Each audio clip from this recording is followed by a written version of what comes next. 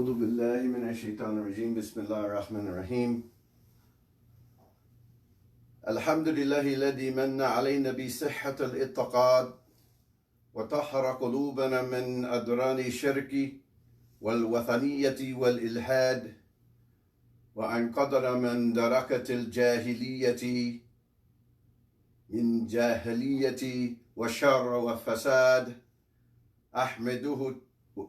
أحمده تعالى وأشكره وأتوب إليه وأستغفره جل عن الأنداد وتنزه عن الصاحبة والأولاد وتعالى عن مشابهة العباد وأشهد أن لا إله إلا الله وحده لا شريك له شهادة من علم معناه وعمل بمقتضاه وحقق المراد وأشهد أن نبينا محمد عبد الله ورسوله إمام الموحدين وختم الأنبياء والمرسلين والهادي إلى سبيل الحق والرشاد وشفيع مشفيع يوم مآد صلى الله وسلم وبارك عليه وعلى آله وصحبه الأمجاد والتابعين ومن تبعهم بإحسان إلى يوم التناد أما بعد. Assalamu alaikum wa rahmatullahi wa barakatuhu. We thank you, brothers and sisters, for participating in our morning continuous classes. We praise Allah Ta'ala first and foremost, and we acknowledge the Prophet Muhammad sallallahu alaihi wasallam, who is the servant and the last messenger of Allah, and he is the example for mankind, despite the fact people do not follow him, but majority of the Muslims who do, we acknowledge him as the greatest example in our lives, and that means that we should strive to our utmost to reflect on his life in how he demonstrates and explains the deen to us and how we should implement the deen in our lives. Rather, we're on whatever levels that we are on in our faith, in our knowledge. He is the example to help lift us from whatever levels that we are on to the level towards his perfected way. And so, alhamdulillah rabbil alameen, assalamu alaikum to everyone in class and those who are on Facebook. Ahlan wa sahlan to those who may be of other faiths. Welcome, and we thank you for participating. And whatever you can take that can be useful in your life, you take. And whatever you disagree with, then that's okay too. Particularly, this is a class that is designed for uplifting every aspect in terms of your thinking, in every aspect of your faith, in every aspect of your knowledge. And is created to impart wisdom, understanding, and application. And so that we can understand that I'm not particularly here to convince you. I'm not here to convince you. I'm here to bring about a conviction of understanding towards Islam and the way that we should adhere to it as Muslims. And for those who are learning, so then you'll know how the Muslims derive their belief and their practical ways of life. So in this topic today, we will deal with some of the aspects that they call in Islamic context, we call the usul al-fiqh. Usul al-fiqh, which is the principles or the root fundamental principles of how to derive understanding. The usul al-fiqh is basically how the Sharia is explained from its breakdown, right? So the Quran is a book which is the Sharia, because it's the law of Allah, it's the path that one treads. For the word shar means to tread upon a path. So you take this path, a road that directs you. It also means a well, shar, right? From Sharia, where people quench their thirst. So when you go to the well, you drink from the water. The water is the basic fundamental principles of life. Our bodies is made of 85 or more percent of water. And Allah mentions He created from the quintessence of water, right? So water is the principle of life. And so the Sharia, the Quran, is the basic fundamental of the Muslim's life. It drives him how he lives his life. And this is where the word Sharia comes from, right? So when you hear this word Sharia, it's really pertaining to the Sunnah and those sources that we derive evidences to practice or to do something halal, which is lawful, or to do something haram, right? So linguistically, it means the path or that which path one should tread, meaning one should take this path. And it also means the well of water where people quench their thirst.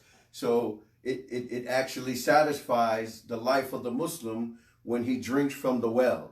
And the well is the Quran and the sources. And it's important for Muslims who are been Muslim for over 20 years or 15, whatever years you are, to understand that there's more deeper parts to your deen than just Assalamu alaikum, or fasting in the month of Ramadan, or wearing the jilbab and the khimar, which is a mandatory thing, of course, is more than the Eid al-Adha and the Eid al-Fitr, you know, and those things. It's more than that in terms of the life of the Muslim. So if you're going to drink from a well, you know that the well is the source that you continue to drink from because it quenches your thirst. And if you're going to talk about being Muslim, then the Quran is that book that you utilize and you keep going into it, right? Just like you keep going into the well to get water, right? You constantly do that for your survival. And so the Quran is a book that governs our life, and that life enter any transactional way in this society, right? We're not going to be conducive to the ways that we are living in, meaning we're not going to enter this society based on how everyone else enters it. This is a confliction, what we call approach conflict that is happening with our Muslim brothers and sisters, that we're entering in a society that is not conducive to Islam. So then we get caught up into the, what you call the current, right, of the society's ignorance and its illnesses, because we don't know how to prevent ourselves from being in a society that's maybe not conducive to Islam, but you have to discipline yourself how to behave in a society that is not conducive to Islam, right? So we want to just touch on some, we're dealing with law today more, and every time we talked, we dealt with law, but we compartmentalized many of the things we talk about when it comes to our mental health, right? We talked about the psychosis, and we talked about the hypnosis that's dealing with our mental health, how we think, what affects our thinking, what affects our behavior. We talked about behavioral science from a Quranic perspective, right? So we're going to deal with the law that governs the principle of life to a degree, right? So we have this on the board. If you can take a look on the board and see some of the definitions here that are very important that you would like to write down. في سباب الحكم وإلته وشرطه, right? This is the cause of a ruling, which is في سباب الحكم, a cause of a ruling, and وإلته, its effective cause, وشرطه, and its conditional clause. Just take a little marination to this, right? The cause of a ruling, because basically the reason why we do things have to be based on rulings. The Quran is a book that gives rulings, right? We have to know the cause of the ruling and why this and why that, based on the ruling. The cause, what is the cause of the ruling, right? So if we're saying something, is that haram? Well, we'll have to go and see what is the cause of the ruling based on that. And this is something I think many of us don't do.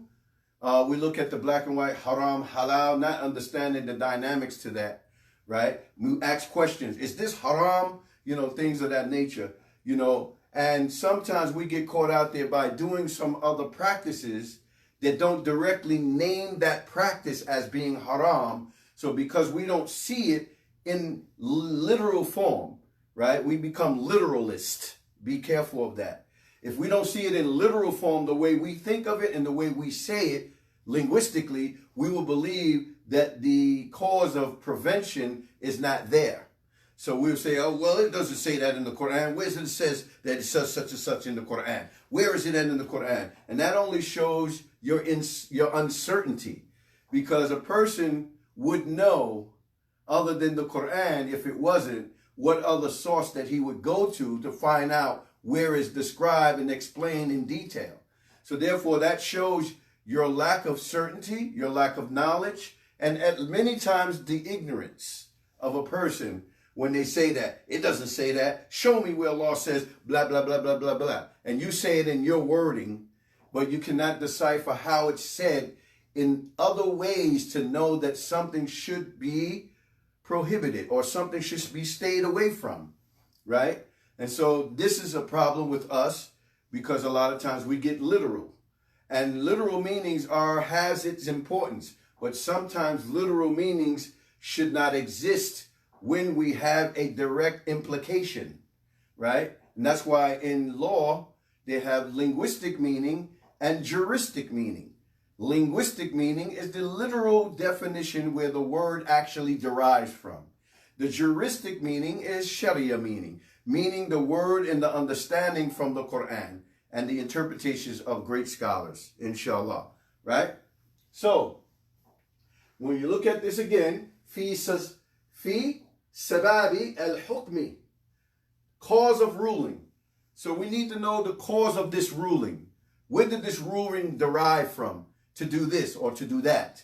And how do we understand that? And then we have wa illatihi, right? Its effective cause, right? The effective cause. And its conditional clause. So the ruling is dependent on its cause, which is the sabab, right? Sabab. And two, and is established by its effective cause, which is the illah, right? And comes into existence in the presence of its condition, the sharta, right? The sharta. In the sharia, the sabab, right, means a way to something, right? I want you to really focus on these definitions.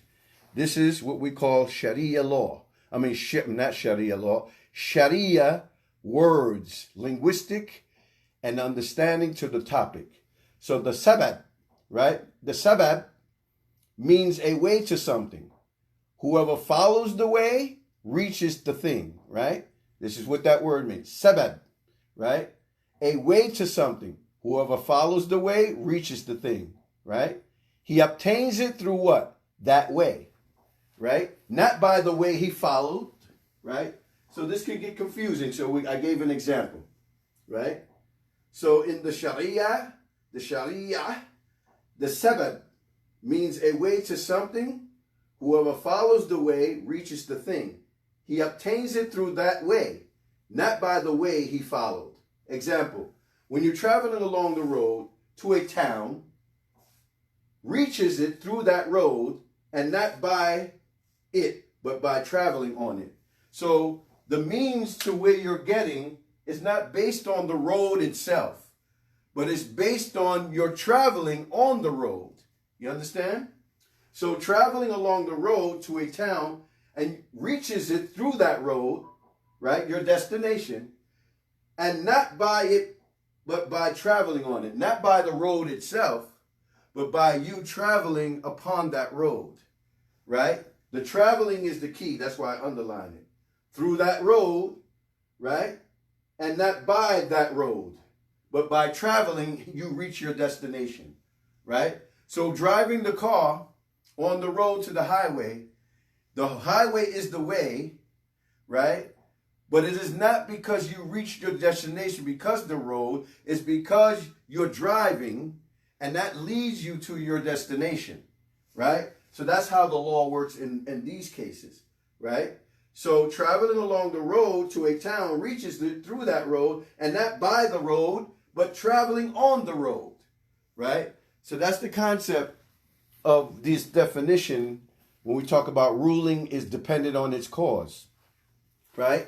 So if you want to look at some of the, another example to what we're talking about, I'm going to, is that? Where is it? Hold on. Sorry. Okay. All right. Got back on? Okay. All right. So we broke down this word. Okay. Let's see if everybody can see that. Yeah. Okay. So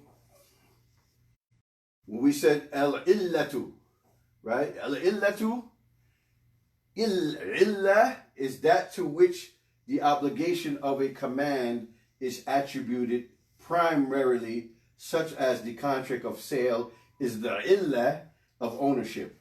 So you got to follow me now, right?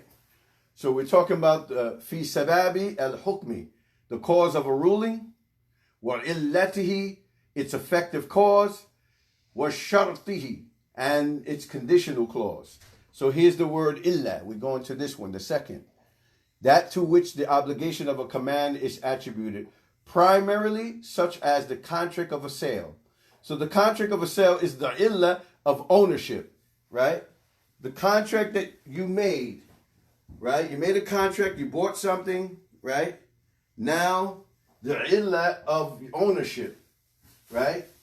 The contract gives you that effective thing, right? The effective cause of being the owner. So you bought something, purchasing it gives you the position of ownership. That's the illah, right? Marriage is the illah to what? Of lawfulness of a sexual intercourse with a woman, right? So marriage is that its effective cause, because marriage gives you the license to the woman, right? Marriage is that illah, right? So illah is the lawfulness of the sexual intercourse with a woman. And also, killing someone unjustly is the illah of retaliation. That means, right, if someone kills unjustly, then that gives me the lawful ground to take that person's life. My friend, brother, whoever, and unjustly, right? I have a right to retaliate, right? And so that is the right. That's what gives me the right to retaliate, the unjust killing by someone. So, for instance, George Floyd was killed unjustly, and his parents, brothers, cousins, whoever, everyone has a right to retaliate, to take the person who killed them unjustly. So the cop, actually, if he didn't go to jail, if he was out in the street and somebody murdered him, it would be justice. That's what justice is. Justice is when someone takes your life unjustly. The illah of unjust killing gives you the illah of retaliation, right? The unjust killing gives you the illah for retaliation. So if they was to kill, what's his name? Derek Chevlin, whatever his name is, they will be in their rightful position, right? So when you talk about no justice, no peace, you really need to understand what the illah is about that, right? So marching is not the actual justice for George Floyd, right? But it's necessary to get attention to what's going on. But it's not actually the justice that people are looking for. So if he goes to jail, that's not justice. Even if he get life, that's not justice, right? So you have to understand the illah, right? That gives the person the right to say that man's life should be taken, because what gives me that right was the unjust killing, right? So therefore, you got to know what justice is. No justice, no peace, right? It could be peace if there's justice, but going to prison is not justice.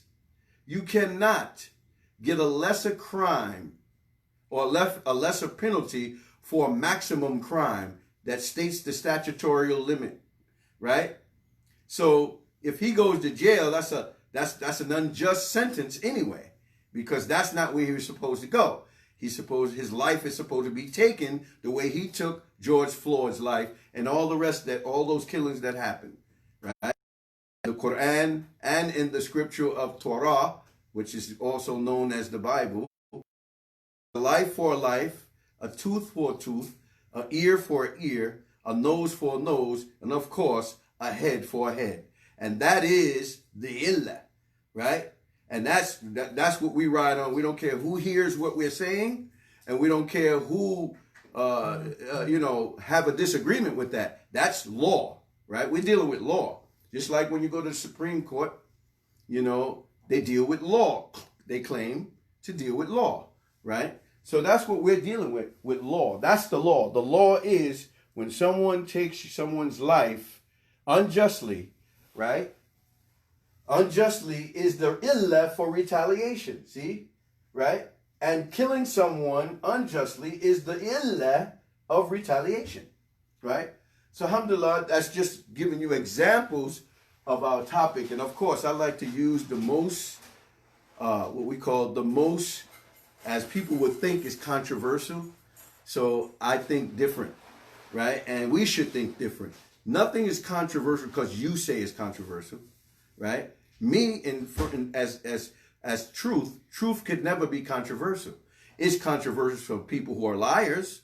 It's controversial for people who are in denial. It's controversial to people who don't want to accept the truth.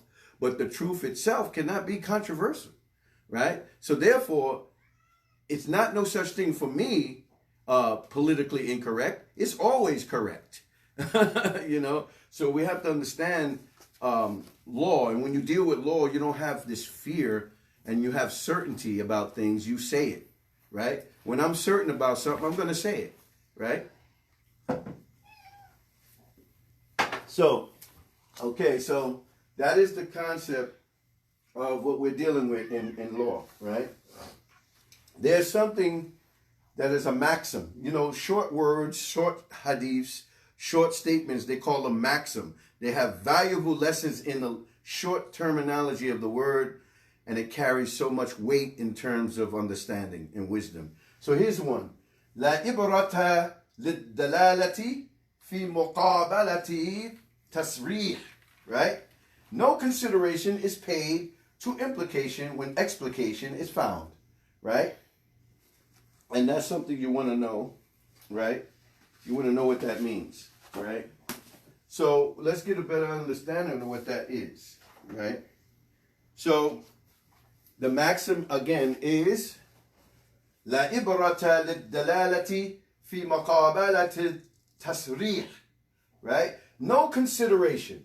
I want you, no consideration is paid to implication when explication is found. I want you to think about that because I want to ask you a question, what you think that means, right? No consideration, la ibrata lid-dalalati, right? Fi muqabalat tasrih, right? No consideration is paid to implication when explication is found. Now, I would ask, what does that mean? Explication. Well, you can explication. You can look up these words, starting with looking up these words, right?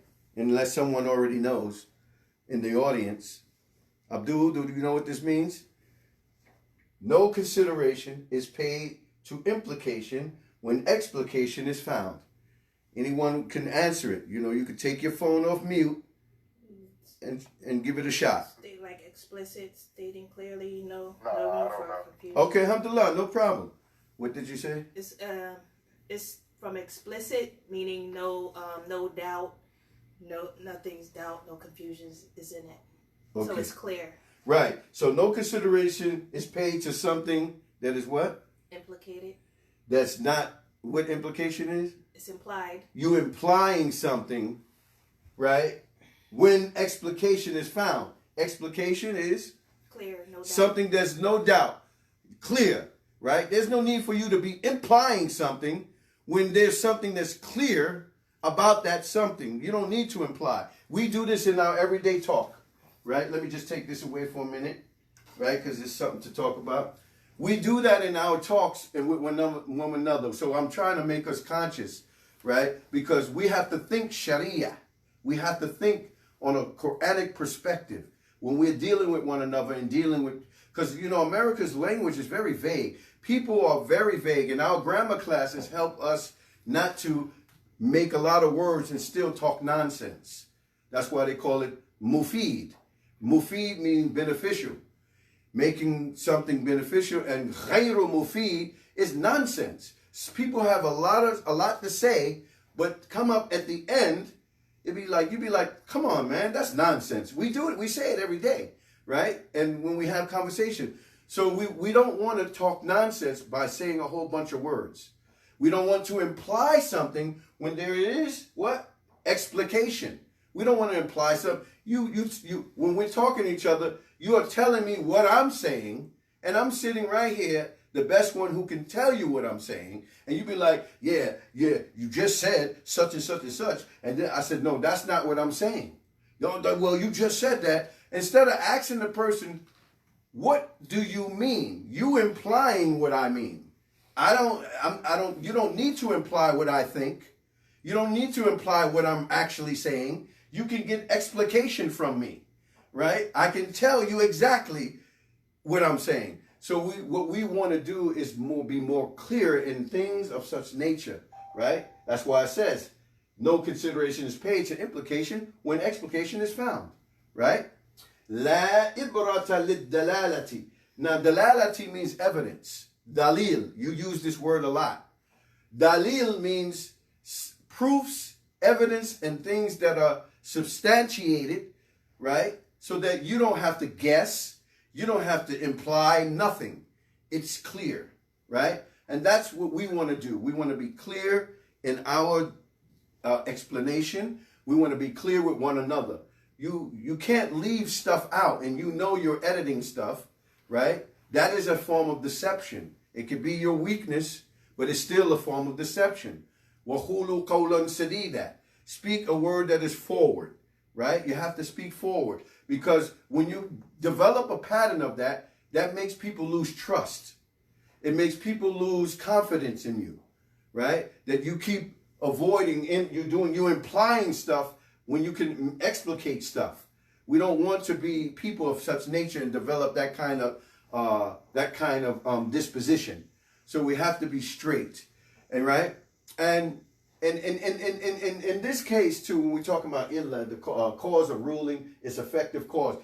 The effective cause sometimes can put a person in a position only because if we don't follow a certain script, like these three principles in our lives, right? So that we don't allow people to undermine what we mean, or undermine or influence what we're trying to say, or to coach or to do anything that actually evades, right, the cause of something. The cause is the cause. The effect is the effect. The condition is the condition, right? Let it be what it is. We don't have to create stuff around it, because we have these three principles that brings about the understandings of each one interchangeably, right? That's how we have to apply Sharia in our lives, in our interaction and things of that nature, right? So that's what that actually meant, right?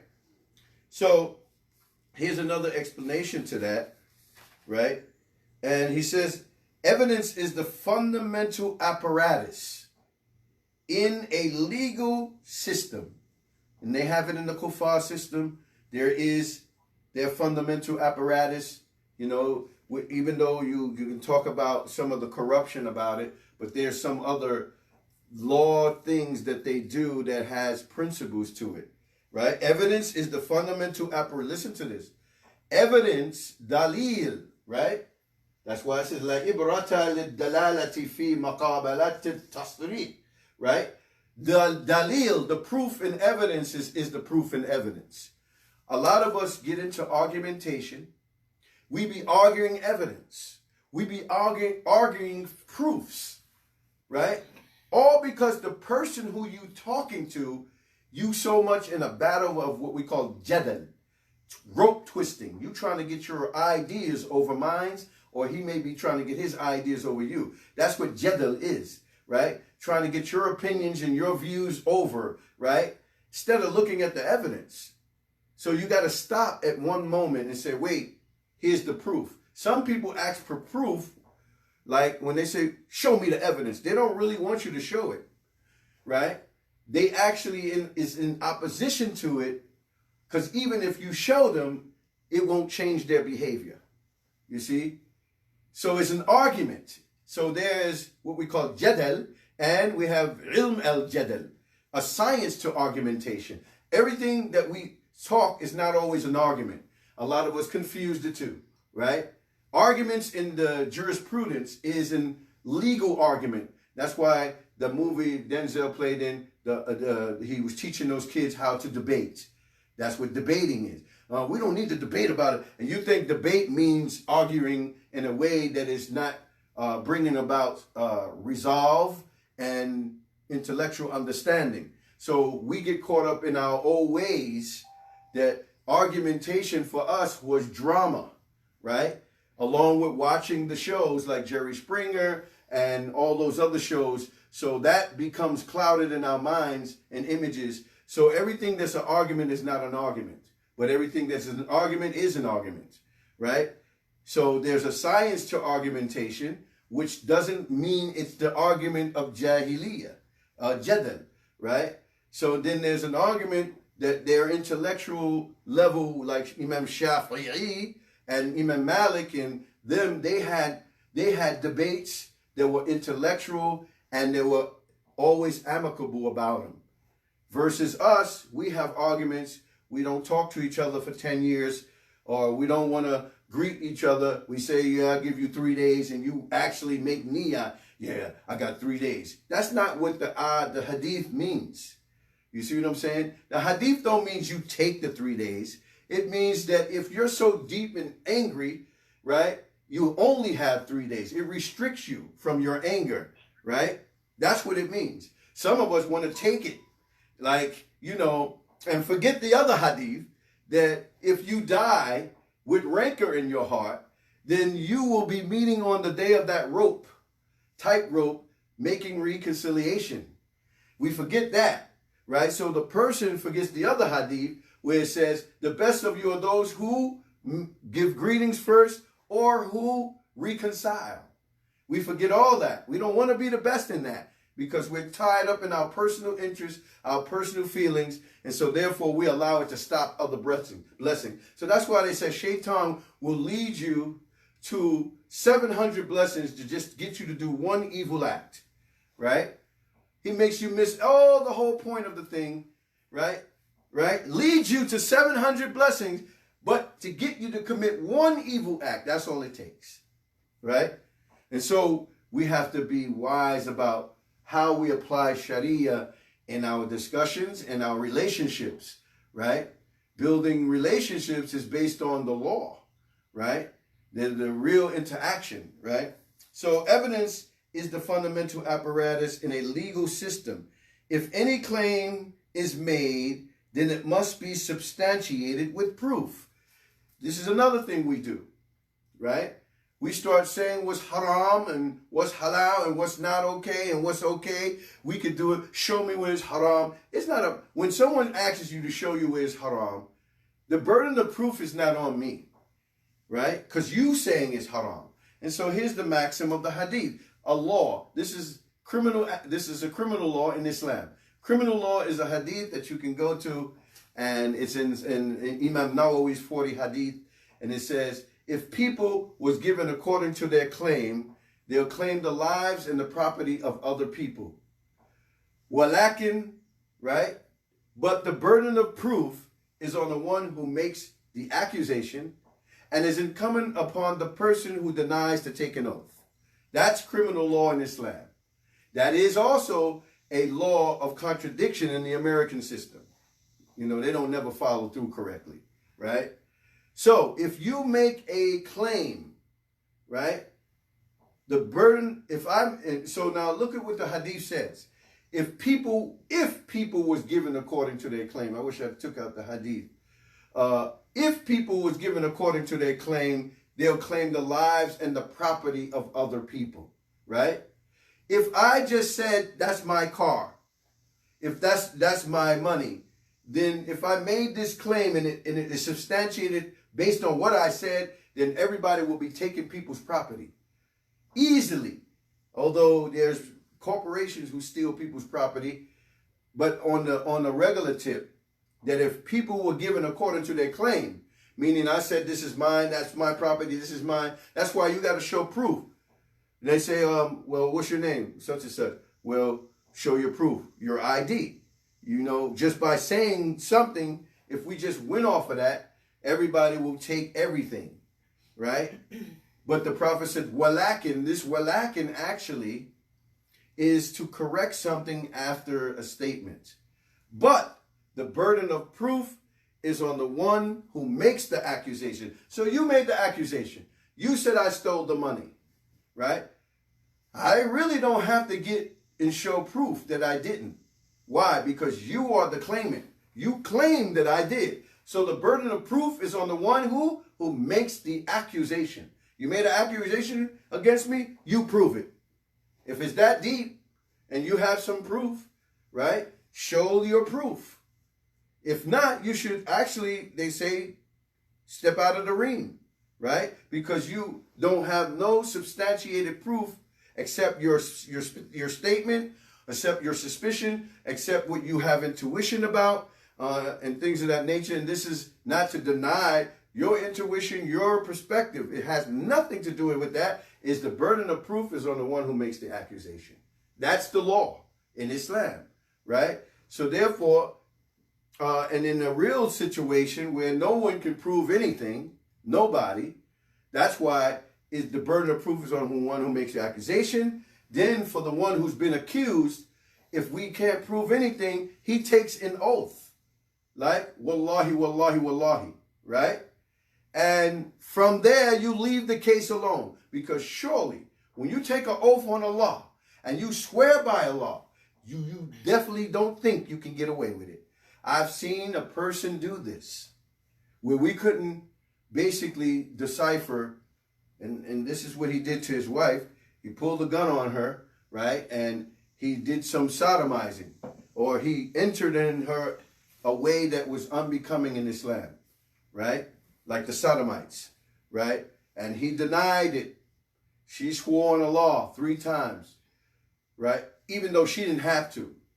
But he wanted to take the oath. And I said, brother, I didn't rush him. I said, brother, let me tell you the understanding of taking this lian, they call it. Lian, because when you take this oath and you're lying, you're cursed. You'll be cursed. The lian, right? So I said, brother, before you do this, please just come to grips. We're here to resolve it. You can admit it that you did it, leave it alone, make some compensation, and whatever. And gave him a chance and said, listen, left it for that day.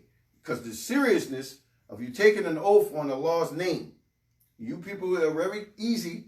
Wallahi, tallahi, billahi. You think you sounding intelligent. You love these things. Wallahi, tallahi, billahi. Now you learn some grammar, and you learn a little bit about, and some of you don't know grammar, you just heard everybody else say it, right? So you learn these words and don't understand the impact of swearing on Allah, lying, right? And then, wallah, wallah, wallah. That's the Jordanians and the Palestinians. Wallah, that's their regular talk. Wallah, for everything. You don't swear. You're not supposed to take the lian on everything. Just because you don't believe me, I shouldn't be like, we say wallahi. It's the same thing we come from the street. Say word up. So me saying word is proof, or word to the mother. I swear on my grandmother, give me a stack of Bibles, 5 of them, 6 of them, 10 of them, to make a person seem that you're substantiating the truth based on these unnecessary miscellaneous descriptions of you being a truthful or upright person. Has nothing to do. That's our jahiliyyah. Okay? That's our jahiliyyah. Word on my grandmother, I'll never swear on my grandmother's grave.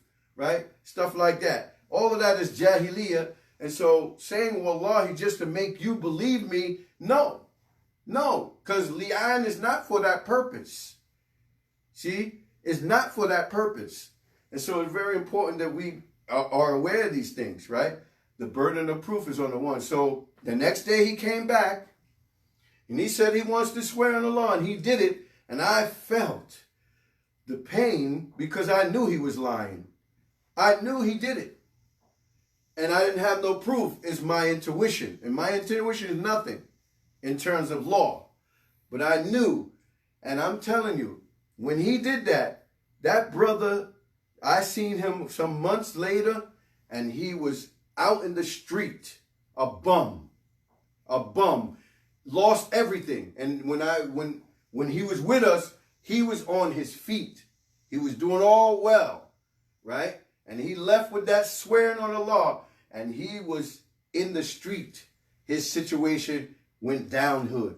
You know, you could say, well, maybe that could have been no, because when you do, we have evidence of when you do swear on the law, what happens, right? It could be in this world, or definitely it's going to be in the hereafter too, right? So we got to be careful. The burden of proof is on the one who makes accusation, and then come and stop swearing loosely, miscellaneously, right?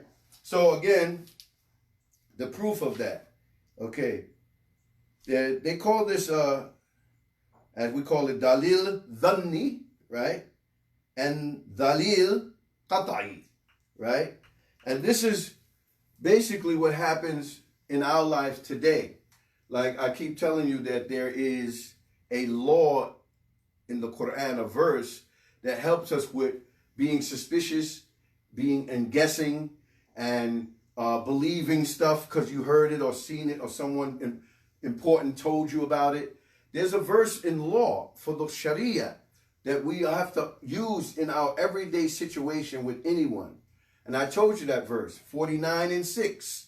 I told you this verse, 49 and 6, Surah Al-Hujurat.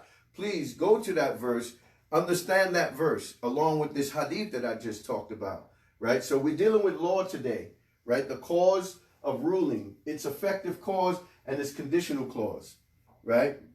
So there's a difference between the sabab and the hukum, right? The hukum follows the sabab, the reason. So if I say, the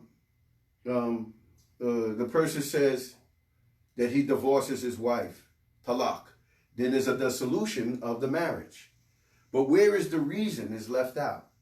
The sabab is left out. What is the cause? And the cause is also left out. What is the cause? Why did you divorce your wife? And even though he did say talaq, she dissolves the marriage. But there's something missing. So if I say, if you come in this house, I'm going to divorce you. Now we know the ruling and the reason why, because she came in the house. So if a person goes in somebody's house and gave permission, right, to eat off of the plate, the person drops the plate, cring, he breaks the plate. Is he liable to pay for the plate? Is he liable to pay for the plate? It was a mistake. Listen to the story. I don't want to give you no hints. You got to figure it out. He was invited to the house, and he ate off the plate, and he dropped the plate, and it broke. Is he liable to pay for the plate? No. Why? It's the people who invited him. Because that's right. The reason, the sabab, is that they invited him in the house, right? And that's not dropping the plate is not a direct cause of something that he had no illah or no ruling to go into the house. He was given permission. So he's not liable to pay for the plate. So now if he goes into the house and takes from the place without the permission, is he liable? Yes. He's liable because no one told him to go in the house from the first place, and then he broke the plate, so he has to pay. This is what we're talking about when you apply this to your law, to the Islam, in all reasons. You be making people pay for stuff that they're not liable. You gave them permission, right? How about a person, you gave permission to his car and he crashes it? He's not liable. You would think he is, but the courtesy of a person wants to pay for it. he wants to pay for it. But he's not really liable because you gave him permission, but and something happened. He didn't crash it. Now, if you gave him permission and he said, I'm going to crash this car into the wall, then he's liable. You see? So this is Sharia. We've been making some grave mistakes. We've been making people pay for things after giving permission, the cause. That's why this is very important, right? The cause of ruling, its effective cause, and its conditional clause. It's very important to understand that so that we won't do people unjustly because we don't have this kind of information, right? So again, let's go to real live examples, proof and evidences, right? So what we're saying is, and I'm going to use the TV again, and this is how a lot of Muslims, see, Muslims, it's a shame that the Muslims do this because they read that verse. They've been Muslim for 25 years.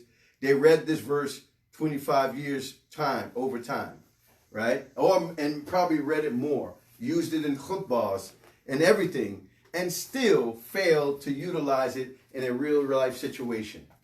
So when the CNN plays what they say, CBS, Fox News, reading the newspapers, someone coming to you of importance tells you about something, you quickly believe it. You don't do no investigation, right?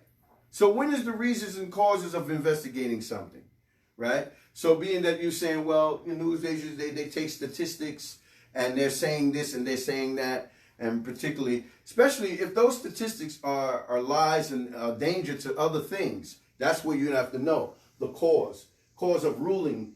When they make a cause of ruling about something, those rulings could be very detrimental to us. So when do you do this? 49 and 6. If I want you to go to 49 and 6. Yeah, let's get to this, really. Go to 49 and 6, everyone. Go to 49 and 6. في سبب الحكم وإلته وشرطه. We want to know about this. 49 and 6. How do we establish لا إبرة للدلالة في مقابلة التصريح. التصريح, right? التصريح, right? لا إبرة للدلالة في مقابلة التصريح. No consideration is paid to implication when explication is found, right? 49 and 6. Please go to 49 and 6, right? 49 and 6, right? So we'll begin to know what? The ruling is dependent on its cause, sabab. And number 2 is established by its effective cause, illah. And comes into existence in the presence of its condition, shart. We call it shartiyya, right? In the Quran, to show you a shart. Allah says, Ya ayyuhalladhina aminu in tansurullah, right? Oh, you who believe, if you aid the cause of Allah. Oh, you who believe, if you aid the cause of Allah. That's what you call a shart, right? We call it fitlu shartiyya. Is an act of fulfilling a condition. What's the first condition? Ya ayyuhalladhina aminu in tansurullah. Oh, you who believe, if is a shart, right? If you aid the cause of Allah, that's a condition. So the first condition is that you fi'lu sharati. You are fulfilling that condition. But if you fulfill the condition, the second aspect of it is yansurkum wa yukthabit aqdamakum. Jawabu shart, right? Fitlu shartiyya, jawabu shartiyya, and then Allah will make your feet firm. Jaza'u shartiyya, right? So you fulfill the first condition. Allah answers the condition and rewards the condition, right? And that is what we call shart. Life is a conditional sentence. Life is a conditional sentence. It's based on conditions, reasons for it. So 49 and 6, right? What does it say? Go to 49 and 6, please. 49 and 6. You believe though this evil person comes to you with news verify it lest you harm people in ignorance. Ya ayyuhalladina aminu, right?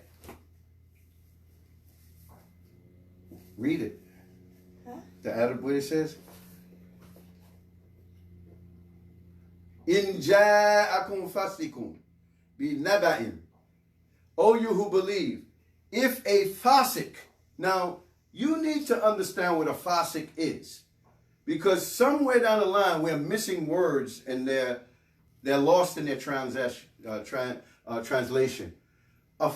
fasik. Look what Allah is saying. O you who believe, if a fasik comes to you with in ja'a naba'in, right? Right? News. Naba means news.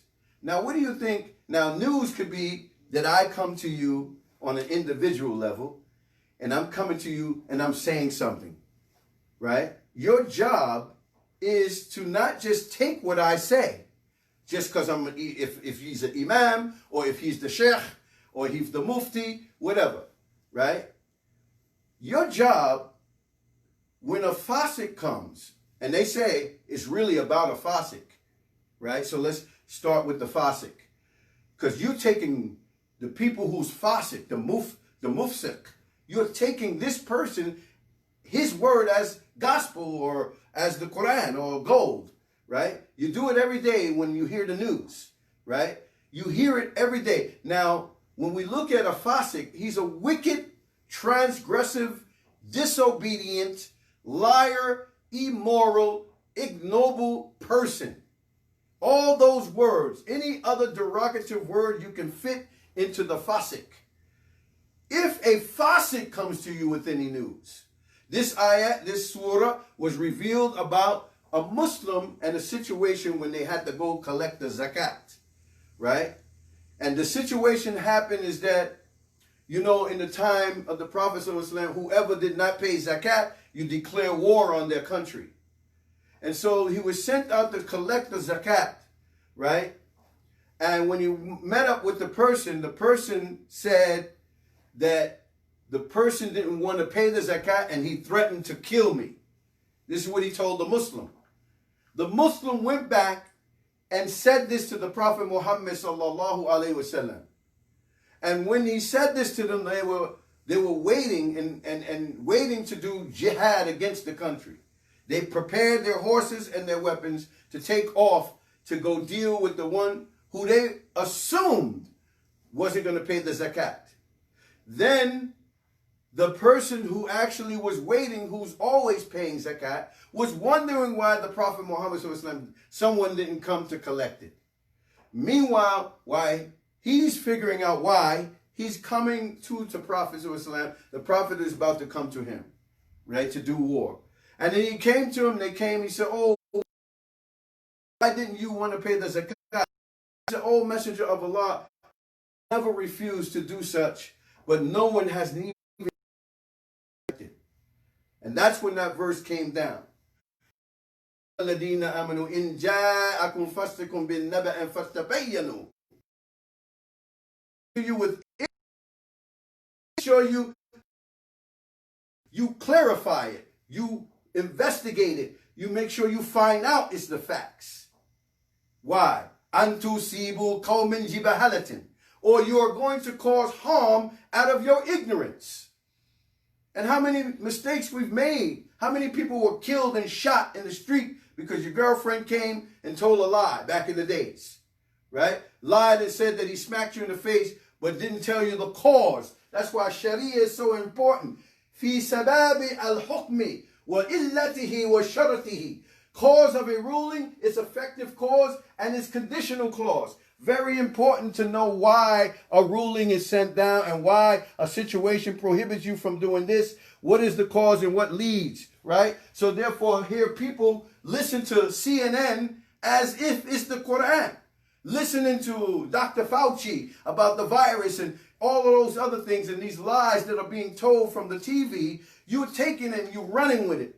And some people took action. Oh, we're not 6 feet. We're not going to pray together because there's a dangerous virus. It's going to kill us. It's going to kill us. God off of coronavirus as a fiqh. You took the corona as fiqh to not join in congregation. You didn't take that a person's truly sick. You had dhanni. You were suspicious based on the fasik telling you that you are asymptomatic and you don't know if you're sick. You took a ruling and you act on that. You took that sabab, you took that illah based on that. You didn't know if I was sick. You see me, I'm well. We went to the Fajr prayer. I'm looking good. You looking good. But you said, well, I'm not going to pray next to you because 6 feet distance, because the Kafirs told us to do it, and so therefore I'm not going to take a chance. You already took a chance. You came out your house, right, to go pray in the congregational prayer, right? You thinking that you avoiding, right? If you was going to actually take a position that the obligation is lifted in Sharia because of a plague, the plague of Amwas, which in the time of Umar ibn Khattab, radiallahu anhu, when there was a real plague, they went to the masjid. They went to the masjid in the plague, and they joined congregation, and they made congregational salat together. When the plague got worse, then they stayed home. So if you was going to take that position, which basically it was no real plague the way they said it, right? It's the same thing that if I have a common cold, I won't come to the masjid with garlic on my breath. Right? I'm going to stay home. I'm going to stay home with my cold, my pneumonia, my flu. I'm not coming to masjid. I'm not coming to work. I'm calling out. That is the reason. That is the sabab. And the cold gives me the illah because now I know that's my reason and that's why I won't come there because I'm sick. So I'm not going to come outside anyway. And if you was taking the position that you were sick, you should stay home and do your salat. You don't come out to fulfill the same thing, but do it differently after taking a position that it was lifted. That is a violation. Okay? So if you was going to take the position, then don't come outside. Go stay in your house. Stay put. Right? So this is why this is very important in usul al-fiqh or sharia to understand these reasons for, right? So, you believe a wicked person comes with any news, you investigate it quickly. You're telling me CNN and John Hopkins reports 500,000 cases have been founded. How could you prove that? What if the dalil for that? Those numbers and stats is not dalil. Those are just numbers. How do you know that they are doing that? You have to go look in the hospitals. You know what I'm saying? Why? Because a fasik is telling you this. A fasik is telling you this. Wicked, lying people. CNN, they're known for liars. Fox News is liars. Politicians is liars. Many of them, right? Many of them, right? So you have to verify. Verify things, right? So alhamdulillah rabbil alameen. Now, okay. So we got to that. So this is another verse. I went Surah Al-Ma'idah, verse 50, right? Surah Al-Ma'idah, verse 50, right? Please go to that, right? Right? So what does it say here? Avoiding desires, opinions, and ignorant practices. أَفَحُكْمَ الْجَاهِلِيَّةِ يَبْغُونَ وَمَنْ أَحْسَنُ مِنَ اللَّهِ حُكْمًا لِقَوْمٍ يُؤْقِنُونَ. Right? Do they seek the judgment of the days of ignorance? And who is better in judgment than Allah for a people who have firm faith? Right? How do we avoid our desires?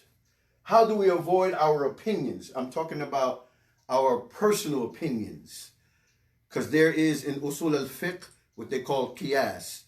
And qiyas is analogical deduction from a intellectual deduction from the sources when there's something that's not directly to a specific situation of such. Right? It doesn't mean use your own ijtihad. You got to be qualified. We have to be qualified to do that. You can't use your own. well, I'll use my own ijtihad. I heard that most of the guys who come from prison, they say that, back in the days. No, it's not your own ijtihad, right? An ijtihad is actually a person who derives from him struggling with the sources and evidence. He's striving. So jahada, from what we think jihad, fighting, but it also means to strive, right? To diligently come up with something from the sources that you're using ijtihad, your mind, your resources, your evidences and proofs to find something that will relate to the situation, right? So this, we protect ourselves from our desires. And so in this same surah, you'll find, and do not follow their vain desires, O Muhammad, lest you go astray, right? So therefore, people's desires, if we was going to give in to everyone, trying to please everybody, what they want and how they don't want it, then that's what warning to following people's desires. Because a lot of times people just don't want to do what Allah say or the messenger. It's their desires that's in front. And we want to avoid our desires, our opinions, and our ignorant practices, right? So basically, in the tafsir, it mentions that Allah criticizes those who ignore Allah's commandments, which include every type of righteous good thing and prohibit every type of evil.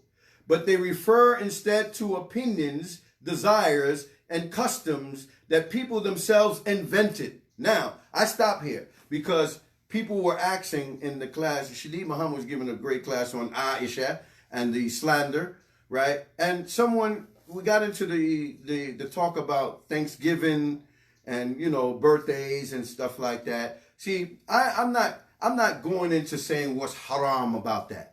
What I want to strike to you is that a lot of things are not in black and white to say something that's haram. And a lot of times it's not all about something that's haram, right? It's about what kind of practice is this? And what are we doing? How are we implementing in our lives, right?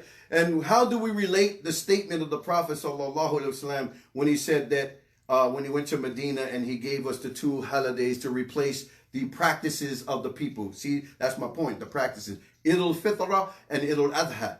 He said, these are the 2 for the Muslim. See, from that is good for me. Okay, so I ain't getting into, is it haram that you're asking these black and white questions? But here, what I would rather do is that أَفَحُكْمُ الْجَاهِلِيَّةِ يَبْغُونَ وَمَنْ أَحْسَنُ مِنَ اللَّهِ حُكْمًا لِقَوْمٍ يُوقِنُونَ. This, I'm satisfied, right? So when he said that Allah criticizes those who ignore Allah's commands, whenever the Prophet ﷺ gives a command, it's as if Allah gave the command. You cannot separate Allah and His messenger, right? And if He doesn't give him a command, it's not a command, right? So ignoring Allah's commandments, when He said, I give you the 2 halal, that's what He said. These are the only 2 days that we honor. Eid al-Fitr and Eid al-Adha. Is there anything between the statement? Can I come up and say now, well, He didn't include Thanksgiving, He didn't include Christmas. Of course, none of that existed. And those things don't even have basis from the religious teachings of Christianity, right? Because the religious Christian, and let me tell you this, the teachers of Christianity actually directly said not to celebrate Christmas. Directly. The Prophet may say, "Man tashabbaha biqawmin fahuwa minhu," right? He'll say it in other ways that you need to figure out what that means, right? So in the Bible, as we were Christians, Jeremiah 10:2 all the way to 7, it says, "And do not follow the heathens," right? The people who commit shirk, right? He said, don't follow the heathens. For the heathens, they go into the forest and they chop down the pine tree and decorate it with silver and gold. What day is that? It's right in there. So the practices, they considered it from the people of heathens. Look up what a heathen is, right? So they have a direct source for why they don't supposed to do it, although they still do it, right? Now, you think about the origin. We always talk about the usul. Usul means the fundamental, basic, or the root. What is the root of Christmas? Where does it originate from? It originates from shirk, paganism, mythology, right? Corruption. So therefore, you would not want to, on the basis of its origin, right? You would not want to participate in it, right? Without me saying, oh, is this haram and this and that? You know, I want you to figure that out. You should find out how to use your sources from what Allah subhanahu wa ta'ala. All I'm saying, avoiding desires, opinions, and ignorant practices. Is Christmas an ignorant practice? Of course it is. You know, the origin of Thanksgiving, where does it come from? It comes from some fasiq, some corrupt people, right, who basically replaced it and gave it a different flavor to it. They glamorized it. But the origin comes from where the Native Americans were slaughtered and murdered just on the basis of custom, of what that meant to them will be a reason why I would not participate in that way. Why? Because it's something that we would want to, if somebody was walking around with a loose on their shirt and you seen a black head hanging, you would be so angry at it, right? So the Native Americans, when they see people participate in a day that they know that was their demise, they have a problem with that. And first and foremost, the origin of Thanksgiving has nothing to do with what we do today, right? So I'm saying I know it's orchestrated by who again? We always following and doing things based on the Sharia of kuffars, meaning they gave us the day December 25th. That didn't come from anybody except them, right? November 27th, that didn't come from no one except them. February Black History came from them, because you can't morph into or vacuum a whole history of a people that dominates this whole world based on 28 days. That came from them. Halloween came from them. And every other thing comes from them. That's my point. Practices and customs that has nothing to do with Islam, right? So Allah says He criticizes them. Why? Because these customs that the people themselves invented. You see, this is. So these people referred instead of to opinions, desires. They didn't follow the commands of Allah, right? So they went off their desires, their opinions, their customs that people themselves invented, all of which have no basis in Allah's deen. It has no basis, no asl, right? So from this point, you have to do your research. Again, is this haram? Is this halal? Allah says, the hadith is very clear. Imam Nawawi, right? Al-haramu bayyanu, right? Wal-halalu bayyanu. Anything between mutashabihat, right? The unlawful is clear and the lawful is clear. Anything between mutashab is doubtful, and he who enters the doubtful matters, they will injure their honor and their deen. They will be blameworthy and criticized for doing it. And those who avoid it will protect their honor and their deen. Right? And this is what we're trying to do. Preserve our deen. We're trying to preserve the commands of Allah and His Messenger. That's what we're trying to do. Right? And so then Allah says, during the time of Jahiliyyah, the people used to abide by the misguidance and ignorance that they invented by sheer opinion and lust. And what we call the Tatars, right? The Mongols, right? They abided by the law that they inherited from the king, what they call Genghis Khan, right? Who wrote what we call El Yasiq, right? This was the books for them. This book contained some rulings that were derived from various religions, right? Rulings that, that universalism. This way all those brothers take, I'm a universalism, I'm a spiritualist. I take from the Quran, I take from the Jewish book, I take from the Christians, I take from the Kabbalists, and I take from all this. And this is like a person who's shopping in the store, taking all kinds of vegetables and mixing them together, right? But the only difference is that they're mixing all kinds of different parts of the pig, right? And stuff like that, and putting it together, right? So they put it all together, El Yasiq, right? This book contains some rulings that were derived from various deens, Christianity, Islam, Judaism. And many of these rulings were derived from their own opinions and their own desires. Later on, these rulings became followed as if it was law. And among the children of Israel, preferring them to be law of the book of Allah and the sunnah of his messenger, sallallahu alaihi wasallam. And so therefore, whoever does this, he is a disbeliever who deserves to be fought against until he reverts to Allah's and his messenger's decision. And that was the tafsir based on this verse, right? And we're not talking about people who do these other celebrations to declare war on them. No, this was in that time, right? Of course. So, but we're talking about avoiding desires, opinions, and ignorant practices, right? That's what we're talking about. Avoiding and desires, opinions, and ignorant practices. And so that verse came down for that. Afahukum jahiliyati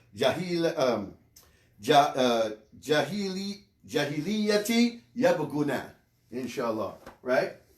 Now, one thing you want to do is look up some of the words. So what does that judgment mean? So actually the word in this Quranic verse, right? Hikmah, right? Afa hukmah, right? From hakam, right? Has many connotations. Hikmatu, primarily or properly what prevents or restrains from ignorant or foolish behavior. So the hukum, right? The hukum shari, right? The hukum actually addresses the Muslim's behavior, rather is halal or haram, right? So the word hukmatu means to prevent, right? So basically, this word hikmatu, primarily or properly, what prevents or restrains from ignorant or foolish behavior. That's what the hukum is supposed to do.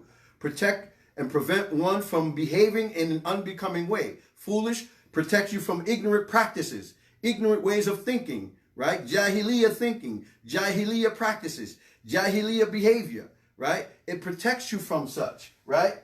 So in the case of decisions, right? Ahkamul hakimin, right? Ahkamul hakimin.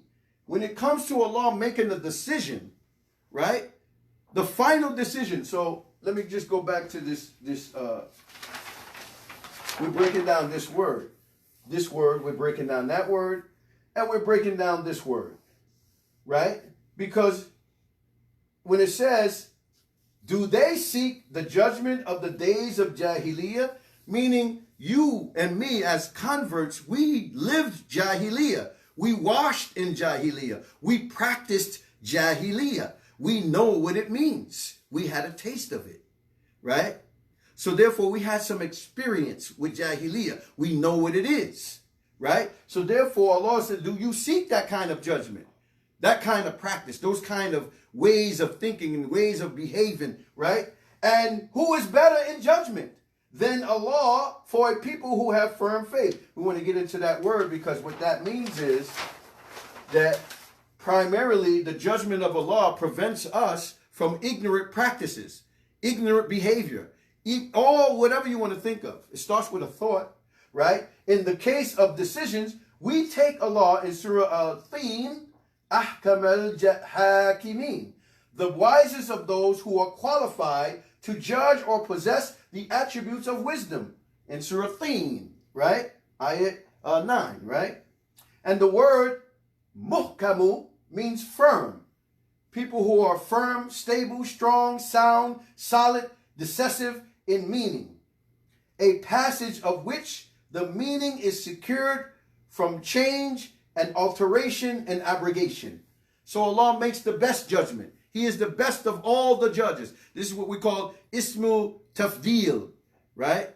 Ismu mubalagha, right? That is the best of all. So when you have two nouns, you compare one noun and ismu tafdil with another noun, right? To show the comparison between those nouns, which one is greater than the other. As we gave a fractional, 12 is greater than 6, right?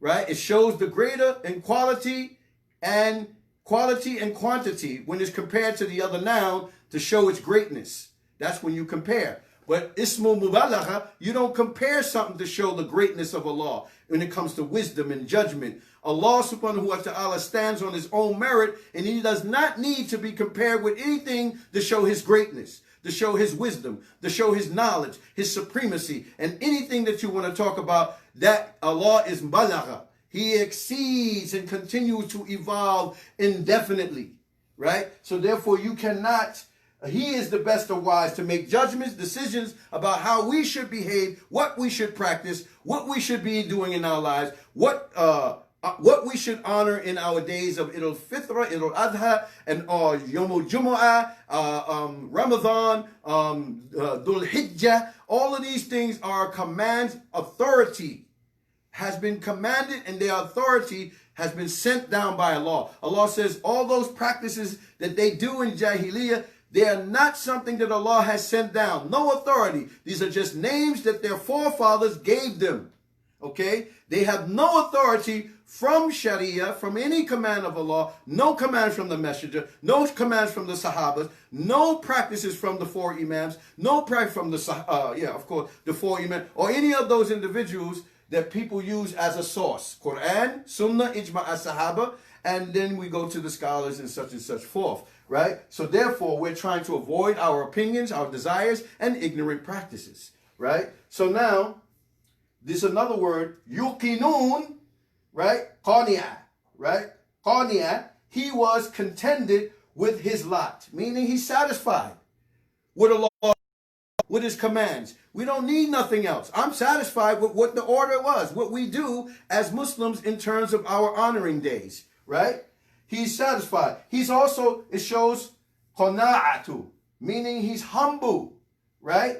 Satisfaction. One who is satisfied with what is given to him and does not insist on being given more.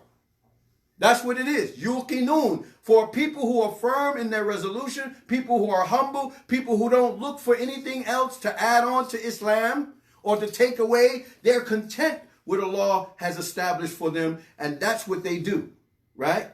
That's the understanding of this, right? And getting into word. So asking those questions, Thanksgiving, we still do this every year, the same thing. That means many people just want to do. If you're going to do what you're going to do, you do it.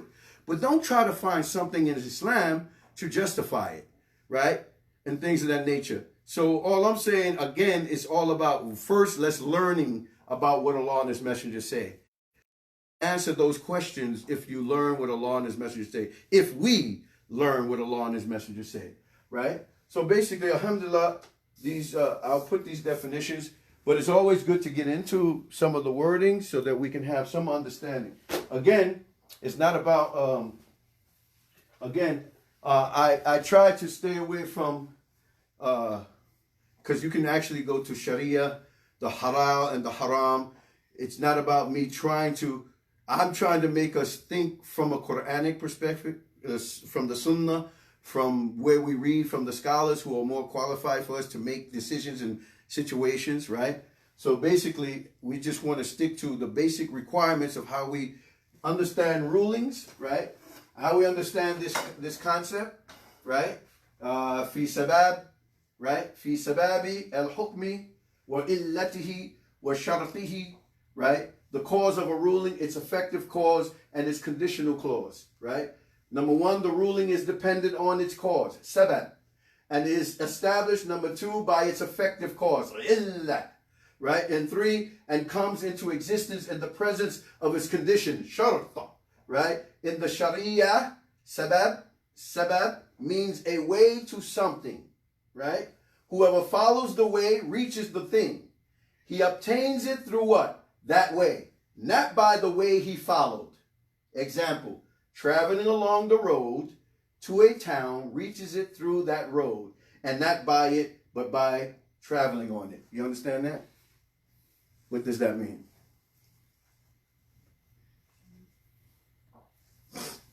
Okay, just think about this statement. It can be tricky, but there's an example to show where you can get it, right?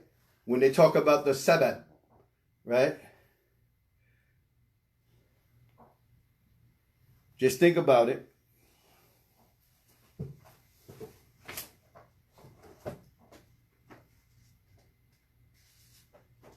ready?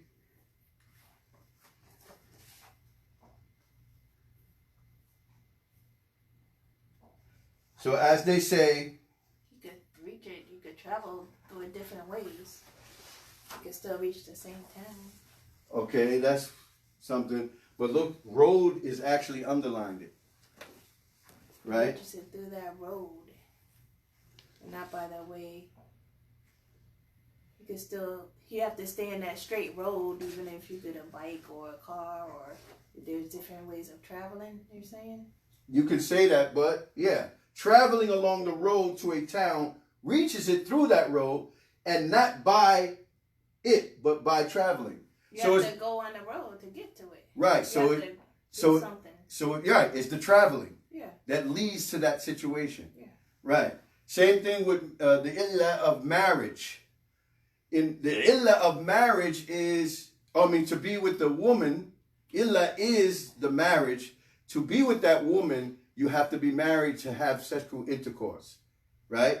So what is the illah? It will be what? To be with that woman, what is the illah? Marriage. Marriage is, right? To retaliate against someone who killed somebody, what is the illah that leads to that? Unjust killing. An unjust killing. An unjust killing. And I gave you a great example. George Floyd, right? Their family has the right for retaliation, right? To actually kill the officer. Only because the unjust killing of him gives an illah to the family for retaliation. So justice is not going to prison, right? No. But you can expiate it through what we call diya, blood money. But that's unintentional killing. Unintentional killing is when you kill somebody by a mistake. You pay the diya, the blood money, right? This guy killed them purposely with intent, right? So therefore, a life for a life. That's the law. We're talking about law, not circumstantial stuff, not murder in the this and that degree, manslaughter and vehicle and all that lesser cheating charges. When you kill somebody unjustly, intentionally, Allah tells us what is the qisas of that, right? So these are things that gives you the causes and things of that nature that reach those situations, right? So again, so al-hukmu yatta'allaku bi sababihi, right? Ya'butu bi illatihi wa yujadu inda sharti, right? So the ruling is dependent on its cause, and it's established by its effective cause and comes into existence in the presence of its condition, right? Right? Al-hukmu yatta'allaku bi sababihi wa ya'butu bil illatihi wa yujadu inda shartihi, right? Then you have فَسَبَابُ مَا يَكُونُ طَرِيقًا إِلَّا شَيْءٍ بِوَاسِطَةٍ, right? And so the sabab is a route to the thing through a medium. The sabab is a route, right? Just like the road. So traveling to it, right? So staying on the being on the straight path is one thing, but staying on that straight path is another, right? When we ask Allah in dire need, Ihdina sirat al-mustaqim, we in dire need, show us the straight path. Allah showed us the straight path, right? We can be on the straight path, right? But staying on the straight path is another thing, right? And that's something that we have to maintain. After we're shown the straight path, we got to stay on the sirat al-mustaqim, right? So there are people who make detours. They're on the path and they'll make a detour. Or people could do the wrong things on the straight path. So we have the straight path, but we could do wrong things knowing that we're guided to the straight path.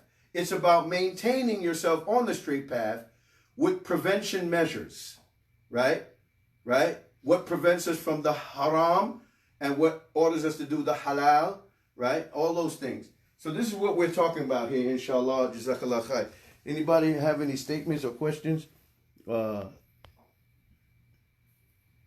Anybody have, I'm looking online. I can't see.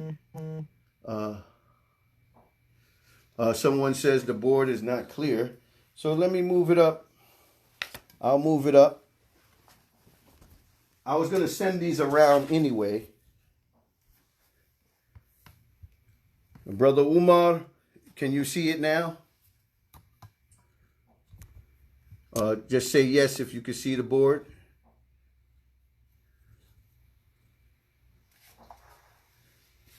Brother Umar on the Facebook.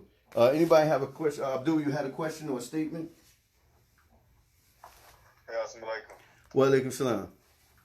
I just want to make a statement saying that I really enjoyed the class and the things that you had to say about, you know, what's the word? Sabat. The Sabat. Sabat. Yes, Sabat. The causes. Right. Yeah, the cause of the roots and the effects and the causes and stuff. And that helps us understand and, you know, like you said, the ruling of the fiqh and the Sharia a little bit better now. Mm-hmm. And it helped me understand, you know, a little bit better on the Sharia. And like you said, we need to start investigating things and stop relying on the faucet, like you said, the disbelievers, and go back to the Quran and the Sunnah. Yes. You know, and sometimes I think we get afraid of the Quran and Sunnah because everybody around us is not following it and stuff. So we want to go with the majority rule, and we got to remember we going back to Allah. So Absolutely. We can't switch sides and say, oh, we with you, Allah, but we were on this earth. We weren't trying to hear it. Absolutely. Now when you come before Allah, now we know we hear it. Now it's too late then. So Alhamdulillah. stick to the Quran and Sunnah. Yeah, alhamdulillah. So is again, these rulings of Sharia and breaking down in context helps to, as you said, Abdul, that's what I want in the teachings, to help give you better understanding that a lot of us are just reading the Quran for blessings and reading the Quran just because we know that the Quran should be read. But there's other sources of books that's breaking down the verses and the hadiths in a book context that gives descriptive explanation for you and I so that we can have greater understanding to applying it just beyond the ritual stages that we do.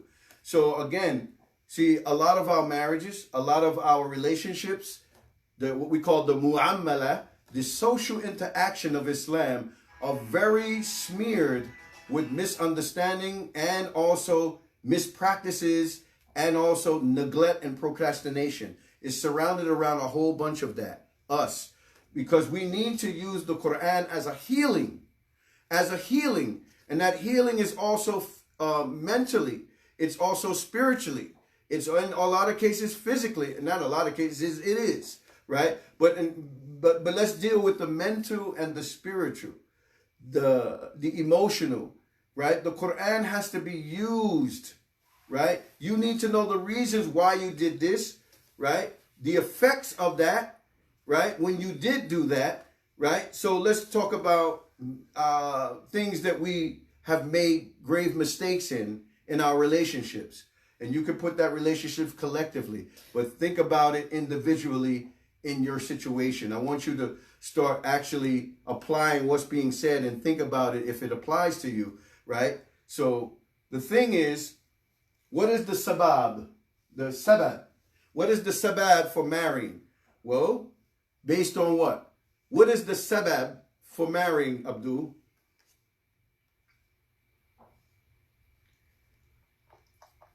What's up? So the asul of marriage, what did the Prophet ﷺ tell us? What is the sabab for marriage? Let me see if I understand that correctly.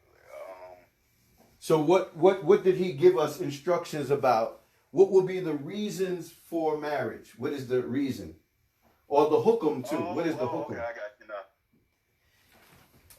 Okay, I got you now. I mean, he gave us 5 different, people married for. Not 5. Family. I mean, sir. Yeah. Not 5 reasons. 5 or was it 4? Yeah. It was 4 of them. Yeah. Right. Some people married for looks, lineage,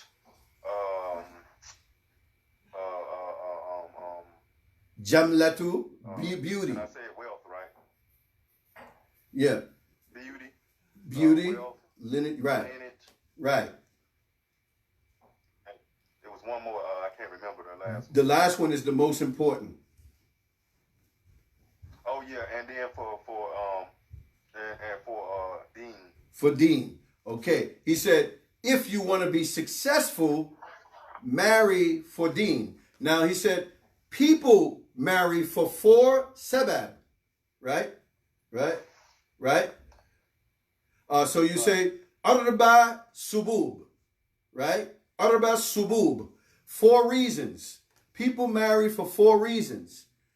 Nobility, wealth, beauty, and if you want to be successful, marry for Deen. Now, those 3 other reasons, they are reasons, and they are included. But the actual real reason is that if you want to be successful, you marry the person with Deen. Why? Because if that person loses their beauty and that was the only reason you married them for, then guess what? The marriage will be over. If you marry for sexual purposes, then maybe that body is going to shrink and wrinkled. And what happens? Or that person's family lineage will die off. Then what happens? And her beauty will probably go away. Beauty's only skin deep, right? Hidden behind a lot of treasures of pain and hardship. Because beauty is inside, right? But what triggers? What's the reason for marrying? Because you have to be attracted to that person. So if you see that person, that is one of the reasons that you would want to be with that person. What legalizes you to be with that person is the contract, right? So success is through Deen. So now most of us look at someone just saying they're Muslim, right? Oh, he goes to the masjid. He prays 5 times a day. And that's what they just look at. And that's Deen to them, which is integrals of Deen. You got to get into the character. There's a lot of Muslims who pray and do all that. But character. Is he qualified to be married to me in my character? Not my... So character is with Deen. The Deen manages a person's character. When you see the reasons of you suffering, not suffering, but going through some changes with the individual who you thought you married for Deen, you got to see the effect of how, the cause of what it's doing to affect your situation. And so therefore, from that situation, you have to use your Deen to get out of that situation. Many of us are attached emotionally, right? And we don't have the Deen involved in it. So that when we have to make a critical decision that is detrimental to my psychological, emotional situation, in most cases physical, we don't make those decisions. We don't make those decisions, right? Because our emotions is caught up and our hearts is caught up, instead of the Deen being the barrier between how I stay or don't stay with that individual. Our relationships, brothers and sisters, is based on Deen. In anything. If our Deen is not right, our relationship is not going to be right. Guess what? When the Prophet ﷺ said, there's something in the body, the morsel of flesh, that if it's sound, right? Salih, everything is sound. If it's fasad, then everything is fasad. Ala wahil qalb. So I'm telling you, you got to understand that. Your Deen is the epitome of your relationship. The Deen, understanding it correctly. You understand? The Deen. The Deen is the relationship. we won't have a harmonious relationship if the deen is not the equation. If the deen is not the equation. So if a woman don't cover up, right, then how could I have a relationship with her? She disobeys Allah. She disobeys the messenger. I can't stay with her if she goes out the street dressed outside of it, right? That's only because it's connected to Allah and His messenger. Now, what we prefer is different from the command. So let's separate. I'm talking about the command of Allah, the command of the messenger, right?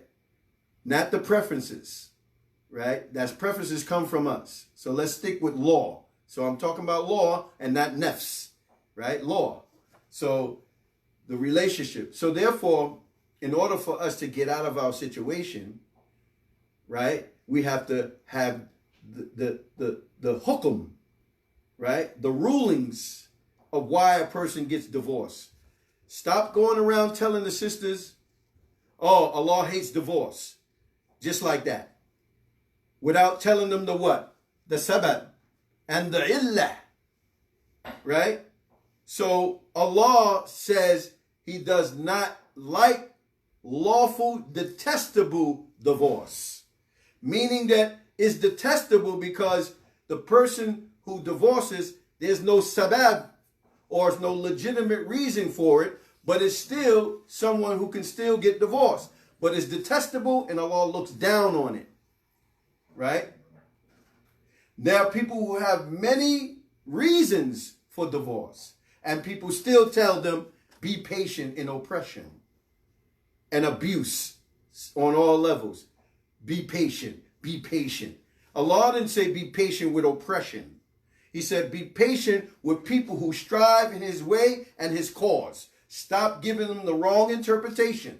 That's not the correct interpretation of what the messenger said about Allah detesting divorce. There's 5 conditions to divorce.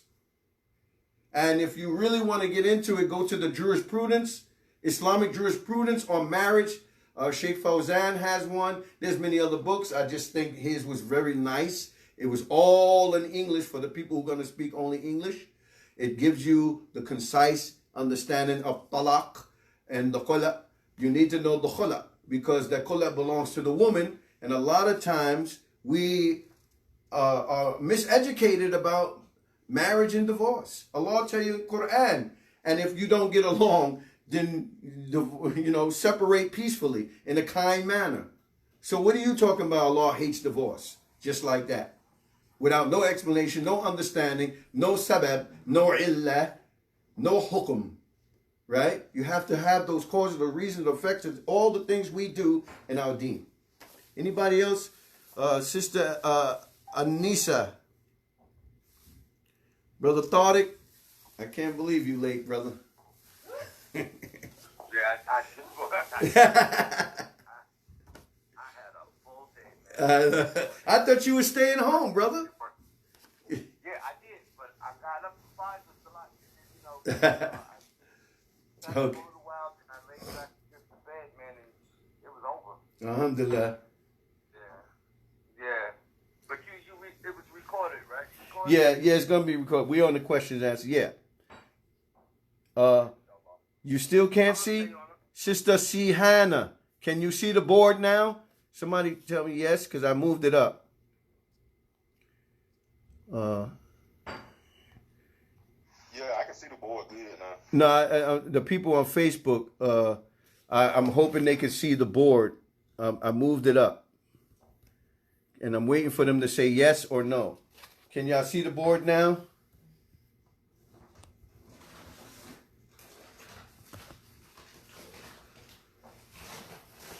Those who are on Facebook, can you see the board now? Okay. All right. Okay. So, again, what we want to figure out, right? There's a saying in terms of reformation. In reformation, what you want to do is find out who we were, right? How we have changed, and who we hope to become, right? Okay, let's talk about this. All the Muslim women, non-Muslim women, males and female, males as well, non-Muslim men, Muslim men, right? You want to transform things about your life. Reasons, what's the ruling about it? What's the cause, right? So you want to know about transformation, right? Who we were, right? How we have changed, and who we hope to become. 3 things. This is where you want to contemplate for your homework. And you should write something about it. Everybody can't think that they all okay. Okay? Who we were, you talk about who you were before. Right? If you have not made no change, are you still the same? And that condition is deplorable. So you got to think about that too. But who we were, how we have changed, and who we hope to become. What do you want to become? Right? What are you striving for? What are you trying to get out of what you are involved in? Right? Are you staying in a situation and it's just a little spinning wheel like the what do you call those mouse? They're not mouses, hamsters. The hamster is not going anywhere, and he knows it. The hamster knows that he's just getting his exercise on. But as a human, you can't keep going, and you ain't going anywhere, nowhere. You're not going anywhere, right? In your relationships, are you going somewhere? Are you meeting those requirements that you thought you was getting involved in? Are you meeting the harmonious happiness that you want? And if not, what are you going to do to change that condition? Because you cannot expect different results by staying in a situation that brings you misery. So we start swimming in the blues.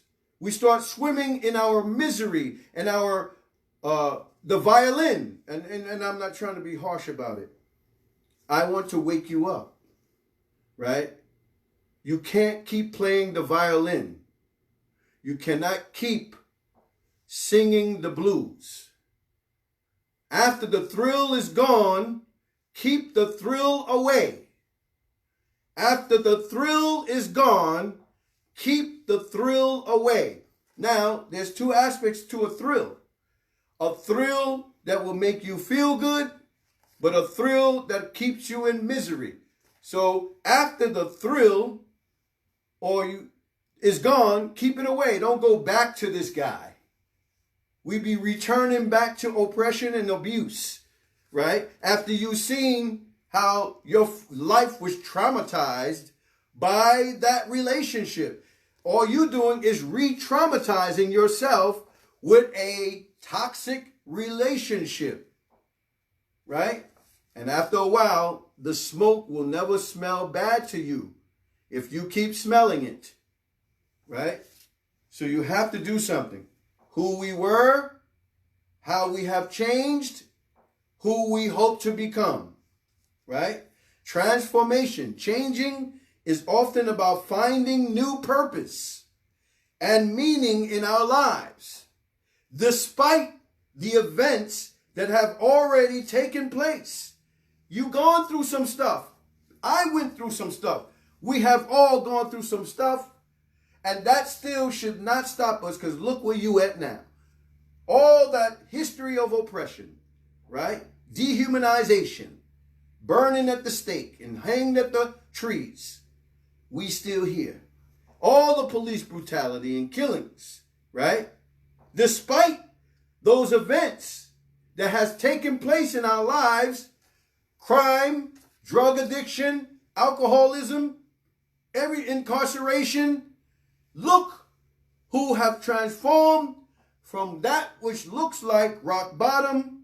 We took the lessons of rock bottom and we transformed them and used all those things as a tool of experience and a tool of education. Our lived experience is the most powerful things in our lives, what we went through. And if you just know in the so-called era of singing. Marvin Gaye, great singers like that. Aretha Franklin, Mary J. Blige, and all these great singers.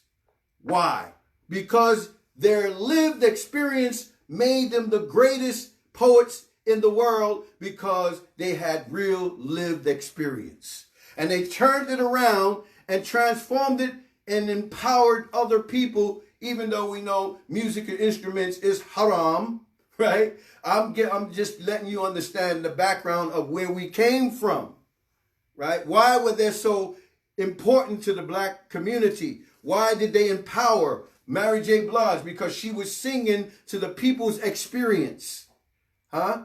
Marvin Gaye, singing to the people's experience.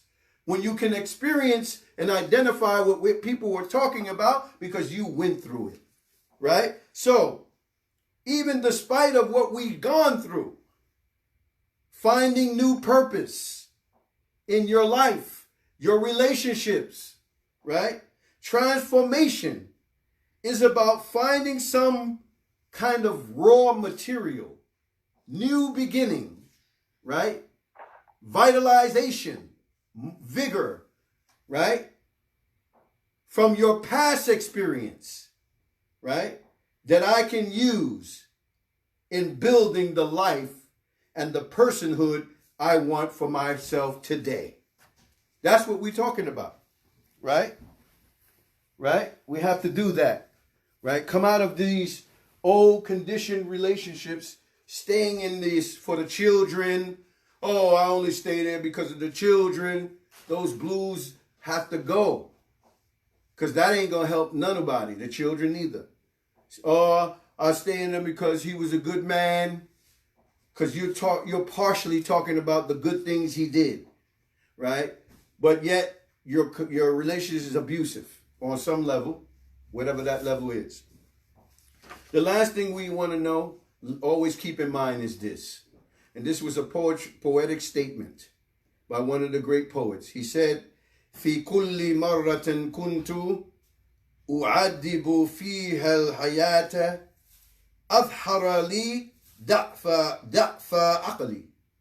He said that each time I was disciplined by life. Now listen to this, sisters. Those who went through these trials and tribulations, brothers too, most you sisters, each time I was disciplined by life. So now your lessons of experience, bad experiences, is supposed to discipline you now not to commit the same reaction, the same situations, staying in these relationships, making the same mistakes with these guys and these men, right? Each time I was disciplined, disciplined by life experience. It showed me the weakness of my intellect, right? So if you learn and if you don't learn, or if you thought you knew just because you was living for 40 years, you were like, yeah, I've been living for 40 years. Did you learn any experiences from any situation? Did it discipline you, right? Because if it didn't, then you will realize that it showed you how weak your intellect was, right? Every time we go through life experiences and we think we got it then, no. It will teach you again. Life experiences will teach you again to show you that you just had a weak intellect, believing that what you experienced was just that, and that's it, right? And then he said, وَفِي كُلِّ مَرَّةٍ أَقْوَمُ بِالزِّيَادَةِ مَعْرِفَتِي يَذِيدُونِي فِي مَعْرِفَتِي جَهْلِي. And he said, and every time I increased in knowledge, it increased me in knowledge of my ignorance. So just when I thought I was learning so much, right, I found out that through knowing that, I seen how ignorant I am. And the more you study, you start seeing it. The more you hear other people, you be like, wow, subhanAllah, I thought I knew something, right? And the more you keep reading, you start seeing these great scholars and their experiences, and you start seeing, damn, I see how ignorant I was. Now I know how ignorant I really was. After you start, but that's only people who can be mature enough to know that they don't know, and that there's still much more to know, right? So these are the avenues of understanding that we need to get to. So alhamdulillah, my brothers and sisters, before I cut off this let me just, and I hope that you can see, all right? I hope you can see. I was almost at 0. I'm glad I caught it before it cut off, right? 0%. If there's no more questions or statements here, right, we can close out. So I hope everyone sees the board. I moved the camera up closer, and I'll be sending these notes around anyway on the Facebook like I always do.